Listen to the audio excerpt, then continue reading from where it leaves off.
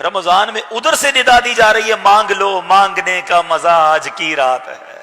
اب اگر پھر بھی کوئی حاصل نہ کرے، پھر بھی رمضان میں اللہ کو راضی نہ کر پائے، ایک دو دن کے بعد وہ خوشخبری ملنے والی ہے جس کا سارا سال عاشقان رسول کو انتظار ہوتا ہے۔ مسجدوں سے اعلان ہوگا مبارک ہو، رمضان کا چاند نظر آ گیا ہے۔ کتنا مبارک اعلان ہوتا ہے یہ۔ جو گناہگار ہے نا، ہم مسلمانوں کی لاٹری ہے، یاد رکھو رمضان یہ بیڑا پار ہے جس کو رمضان مل گیا۔ کیوں کہ نبی پاک علیہ الصلوۃ والسلام فرماتے ہیں کہ اگر میری امت کو یہ معلوم ہوتا کہ رمضان کیا ہے تو وہ تمنا کرتے سارا سال ہی رمضان ہو۔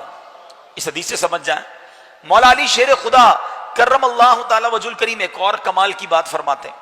آپ فرماتے ہیں کہ اگر اللہ تبارک و تعالی کو اس امت کو عذاب دینا مقصود ہوتا تو اللہ اس امت کو رمضان اور سورہ اخلاص عطا نہ فرماتا۔ رمضان دیا ہے، قرآن دیا ہے، سورہ اخلاص دی ہے تو اسی لیے دیا ہے کہ بخشے جائیں۔ تو یہ بخشش کا مہینہ ہے، مغفرت کا مہینہ ہے، ایسی رحمتوں کی برسات ہوتی ہے کہ نفل کا ثواب فرض کے برابر، فرض کا ثواب 70 ٹائمز ملٹیپلائی کر دیا جاتا ہے۔ روزہ دار کے لیے سوراخوں میں چونٹیاں اور سمندر میں مچھلیاں دعائیں مغفرت کرتی ہیں۔ افطار کے وقت 10 لاکھ گناہگار بخش دیے جاتے ہیں۔ رمضان کی راتوں میں یہ اعلان ہوتا ہے کوئی مانگنے والا کہ اس کی مراد پوری کر دی جائے، ہے کوئی سوالی کہ اس کی جھولی بھر دی جائے۔ یعنی سارا سال میں اور آپ دعا کرتے ہیں اللہ سن لے، اللہ قبول کر لے۔ رمضان میں ادھر سے ندا دی جا رہی ہے مانگ لو، مانگنے کا مزہ آج کی رات ہے۔ اب اگر پھر بھی کوئی حاصل نہ کرے، پھر بھی رمضان میں اللہ کو راضی نہ کر پائے، بتائیں اس سے بڑا محروم کون ہوگا؟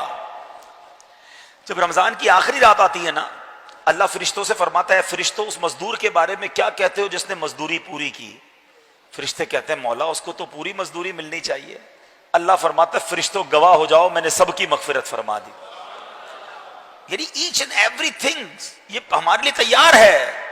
مگر ایک حدیث اب سن لو، میرے آقا علیہ الصلوۃ والسلام فرماتے ہیں جس کا مضمون ہے کہ وہ شخص برباد ہو جائے کہ جو رمضان کو پائے اور اپنی مغفرت نہ کروا سکے۔ تو رمضان میں مغفرت لینا یہ ہم سب کے لیے بہت ضروری ہے، نہیں لے پائے تو گئے کام سے۔ اور پھر رمضان میں گناہ، یہ بڑی اہم بات کرنے جا رہا ہوں۔ جو نوجوان بیٹھے ہیں، بچے بیٹھے ہیں، ہماری عادتیں اتنی خراب ہو گئی ہیں کہ روز حرام دیکھے بغیر لوگوں کو نیند نہیں آتی۔ حرام کمانے کی بھی عادت ہے لوگوں کی۔ تو جس کی عادت گناہوں کی ہوتی ہے نا، وہ رمضان میں بھی وہ کام کر رہا ہوتا ہے۔ اچھا ابھی دیکھیں مسجد میں بیٹھے نا، یہاں کوئی گناہ کرے تو کتنا برا ہے۔ خدا نخواستہ یہاں کوئی میوزک بجانا شروع کر دے تو لوگ کیا کہیں گے، یار خدا کا خوف کرو، اللہ کے گھر میں یہ کر رہے ہو۔ حالانکہ یہی کام باہر بھی وہ کرتا ہے، باہر بھی گناہ تھا، مگر مسجد میں آیا تو یہ گناہ اور سنگین ہو گیا نا۔ تو اسی طرح رمضان چونکہ رحمتوں کا مہینہ ہے، ہم پر رحمتوں کی برسات کرنے آ رہا ہے، تو اب اگر کوئی رمضان میں گناہ کرے گا نا تو اس کا عذاب بھی زیادہ ہے، اس کی پنشمنٹ بھی زیادہ ہے۔ ایک حدیث پاک کا مضمون ہے، اس کا جز ہے کہ جو رمضان میں ایک گناہ کرے اس کے 1 سال کے اعمال برباد کر دیے جاتے ہیں۔ اب بتائیں کتنا بچنا ہے؟ موبائل تو ساتھ ہی ہوگا نا، دوست بھی وہی ہوں گے، باتیں بھی وہی ہوں گی، انداز بھی وہی ہوگا، گالی گلوچ بھی جن کے منہ پر ہے وہ کہاں سے جائے گی؟